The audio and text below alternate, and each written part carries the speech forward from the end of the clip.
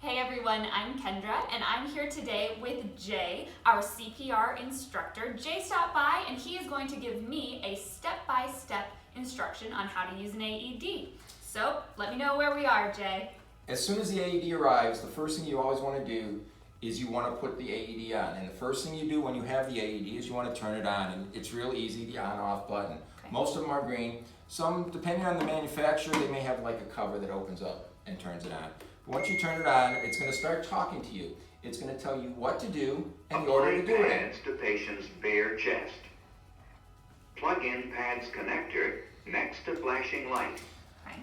When you look at your pads, which is the first thing you always do, you can see there's pictures on them. It shows you exactly where to place them. Great. So you're going to take one pad and you're going to put it on the upper right, above the breast, below the shoulder blade. Does it matter which pad goes where?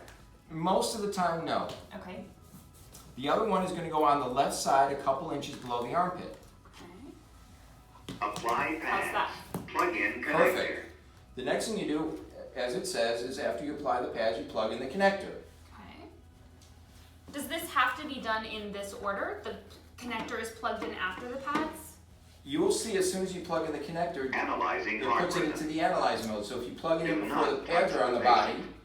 it's not going to work right because it's Okay. going to be analyzing you. That's a good point. Shock advised.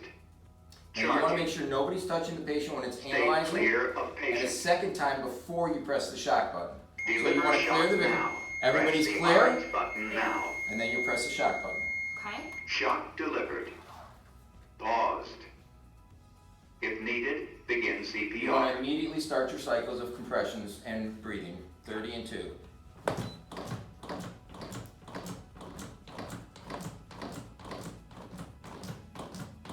Good job.